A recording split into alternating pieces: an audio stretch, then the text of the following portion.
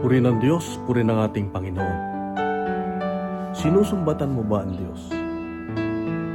Malimit sa aking buhay, gustong-gusto ko yung tinatawag na solitude, yung mapag-isa ka lagi.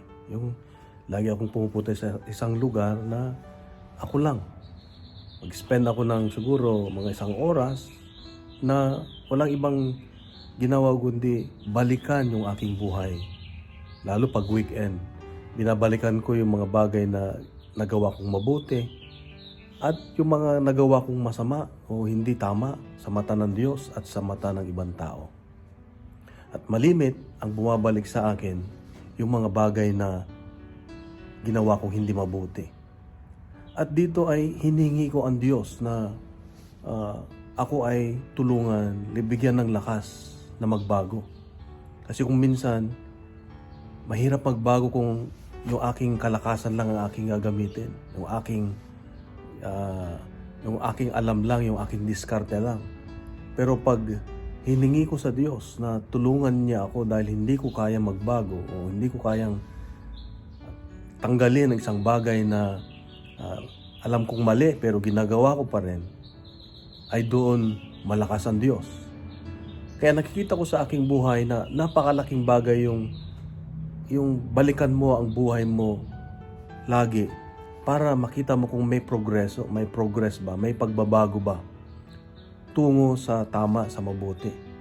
Dati ang buhay ko kasi napakadilim, yung bang laging ako lagi.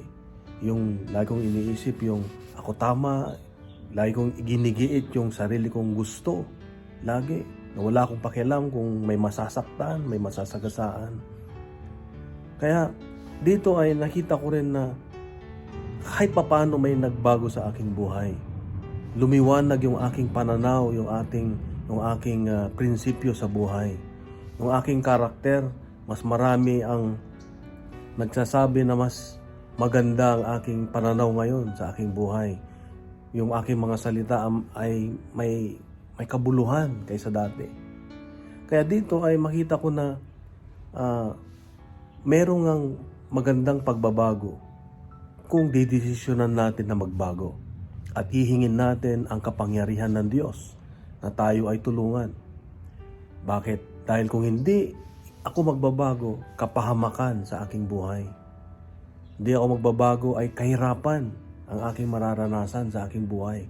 Kaya nga sa Ebanghelyo ngayon, ito yung kwento ng puno ng igos na hindi nagbubunga. Gusto ng Diyos na putulin na, pero sabi ng tagapangalaga na wag muna, na walang iba kundi ang Diyos din yung nagsasabi na bigyan muna ng pag-asa. Kaya nga ang Diyos natin ay God of second chances, di ba? Laging may pag-asa, laging binibigyan tayo ng palugit. Kaya pinapaalala ng Diyos ngayon sa ating Ebanghelyo na lalo nung sinabi niya, kung hindi kayo magbago, mapapahamak din kayo. Dito makita natin na anuman ang ginawa natin nung nakaraan ay nararanasan natin ngayon. Yung anong meron tayo ngayon na buhay ay resulta ng ating ginawa at sinabi nung nakaraan. Kaya nga, tayo ay pinag-iingat ng Diyos. Unang-una ay yung magbago. Dahil kung hindi ka magbago, hindi tayo magbago, ay mapapahamak tayo. Ibig sabihin, mararanasan natin yung buhay na may kahirapan, na may kadiliman sa buhay. Kaya ito na yung panahon, kapatid, na sama-sama tayong magbago. Lalo ngayong Lenten season. Magdesisyon. Kailangan kasi yung desisyon natin na ayaw ko na, gusto ko ng magandang buhay. Tutulungan tayo ng Diyos. Kaya nga, ang pinakamahalaga dito ay yung pagbabalik loob. Ito yung makita natin na ang Diyos ay hindi nagpaparusa. Ang Diyos ay hindi nagpaparusa. Dahil ang gusto niya sa atin ay isang buhay na tayo makapamuhay na may kabuluhan, maayos. Isang buhay na may kaganapan. Ang nararanasan natin na hindi kaparusahan, yung mga hindi magandang karanasan natin na hindi kaparusahan ng Diyos. Kundi isang bagay na dinesisyonan natin nung nakaraan, ginawa natin nung nakaraan. At isa pa sa natutunan ko ay wala akong karapatan na manghusga ng ibang tao. Pag meron ako nakikita na hindi tamang ginawa, hindi ko sinasabi na mas maganda ka sa kanya yan.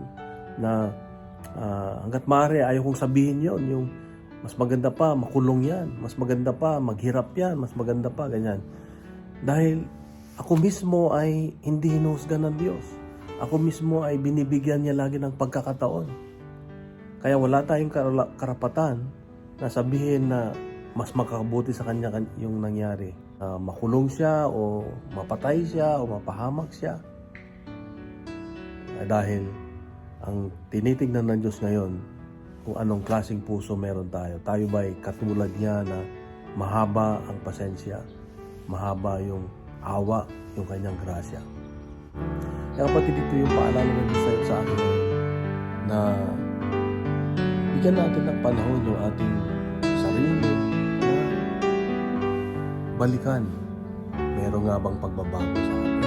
Tayo po ay patuloy na magnilay at magdesisyon tungo sa pagbabago kasama ng Diyos.